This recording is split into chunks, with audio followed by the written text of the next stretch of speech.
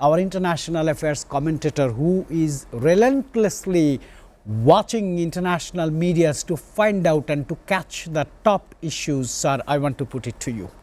Thank you so much, Mr. Kanchan. Of course, a warm welcome to Professor Rashid in the studio and Norman Floyd Barnes joining us from Washington, D.C. As Mr. Norman was saying about what is happening regarding the government shutdown, 8 senators have agreed in a massive shocker to the Democratic Party. I understand that everyone is now voicing their concerns regarding Chuck Schumer. They are not happy with him at all, and this is one of the news out of the United States of America. There's one more.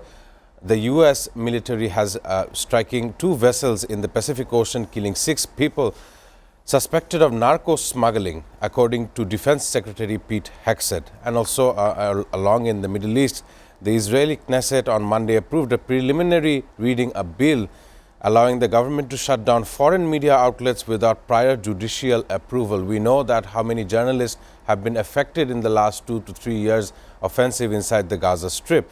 And in Turkey, Mustafa Kemal Atatürk, the founder of the Republic of Turkey, was commemorated yesterday on the 87th anniversary of his passing. I know that our viewers in Bangladesh can relate, as in Banani, the road is named after such a leader. Our international affairs commentator, because when he was in Washington, the shutdown begins. Am I right, sir? Yes. When you are in this studio, shutdown reopens. So I want to do a question like this. How significant is this bipartisan break? 8 Democrats in ending the stalemate. Does it signaling changing dynamics in United States politics, or it is going to be an example for the entire world? Thank you, Mr. Kanchan. First of all, we know that this has been the longest U.S. federal shutdown. It has been affecting various markets inside the United States. And of course, let me give the reasoning to why these 8 senators had deflected towards the Republican Party, also known as the Grand Old Party. Their stated reasoning includes the shutdown was inflicting too much pain on federal workers. They weren't getting paid. The food assistance program and travel tourism in states like Nevada were being affected. And of course, they judged that reopening the government at this moment is necessary. Maybe then negotiating the terms for a healthcare premium would be better later discussed than continuing the shutdown, which was, of course, affecting the American economy. This is the reasoning that these 8 senators had given when they were asked why they had chosen the Republican stance.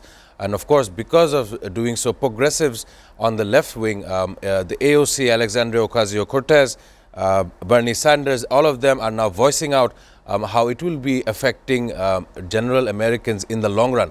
And from what I know, they're looking forward towards a vote in December to understand where they stand. Of course, it is a breakthrough, somewhat of a breakthrough, that the House passed a vote of 60-40, enough to reopen the federal government. But once again, damage has already been done in the last 40 days.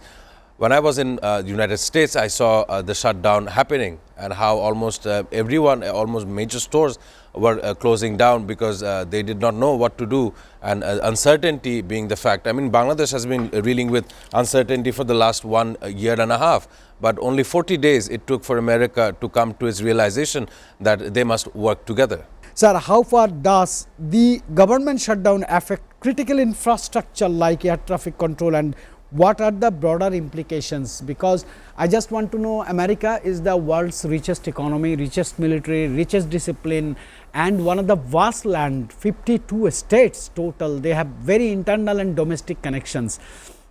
Hundreds of thousands of passengers has got suffered. So what is your comment on that? Do you think America is still unable to control their aviation system? Thank you, Mr. Kanchan, for the question. Of course, we know that due to this federal shutdown, many of the employees have been furloughed, removed from governmental tasks and jobs. It's not only the airlines or the air industry in America, but I want to let our viewers know that this infrastructure, after every flight, there is a scheduled maintenance on engines. There are catering options to be refilled on planes. So there is a massive workload that requires for a plane to take off and land. Sometimes these are overlooked in the face of general traveling. But citizens not being able to move around between the various states in America, it does make sure that they are unhappy with their government because of consequences outside of their control. And I just want to mention an uncanny resemblance. Donald Trump, US President, had asked for employees to come back to the workforce, especially the air traffic controllers and, of course, those in the FAA. But my statement would mean back in the day, Donald Trump used to have his own airline company, Trump Shuttle Inc. It operated from 1989 to 1992, and that is when Donald Trump had direct communication with this industry. I just hope that he understands his past and to make amends with the current situation. Sir, what does this early release say about the French justice system and its treatment of high profile political figures? I want to call it an elite treatment. Thank you, Mr. Kanchan, for the question. 3 weeks ago, former French President Nicolas Sarkozy had given himself in. This is an act of coming to the court and saying, you can arrest me now, I am ready to face my sentence. So, spanning from that day to today, after 3 weeks, he has been released from prison, but he is still under the supervision of the judicial, strict judicial services.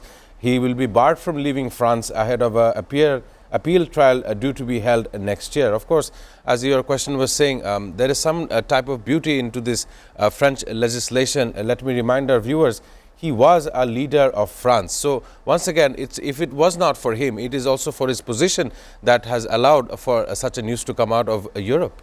Sir, how might this affect public trust in institutions in France or elsewhere in the world? Thank you, Mr. Kanchan. Regardless of what your accusations or allegations are against you, prison does create the image of somewhere bad, the living conditions are worse. You will not necessarily be able to live properly there.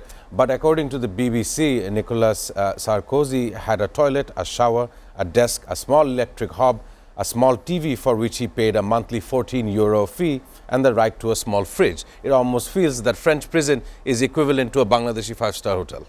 Sir, what specific steps should the African Union and international community take to stabilize Central Sudan and Mali right now? Because we know China has a huge dominance on the African countries according to the financial issue.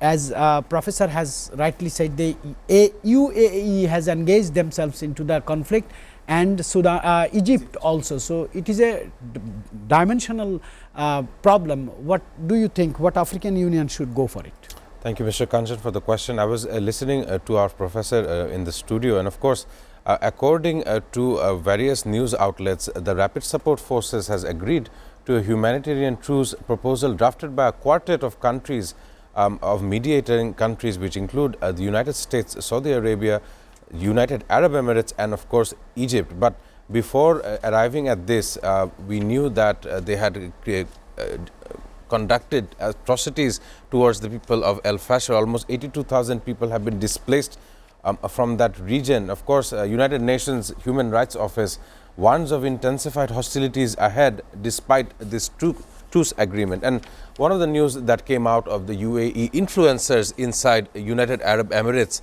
have taken to social media to bully, to patronize the fact that the RSF have been conducting these heinous crimes towards the Sudanese people. It is a matter to be, it is very alarming that influencers are taking sides from a different country in a matter that is outside of their own borders.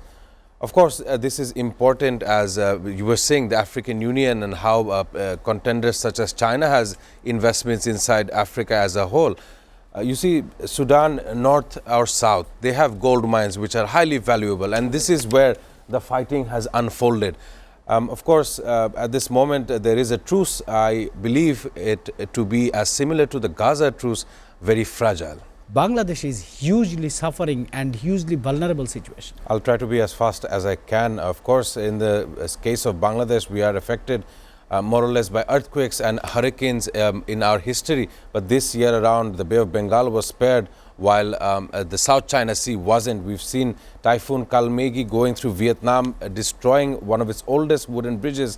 And of course, immediately afterwards, Typhoon Phongwang has landed in the Philippines, killing many lives. And of course, a bridge was seen swaying violently as this typhoon had approached. Of course, this year in the typhoon climate, we see that it is affecting other South Asian nations, not only Bangladesh. So, of course, we have a global requisition, as Bangladesh is one of those countries that is affected the most as a consequence of global climate change.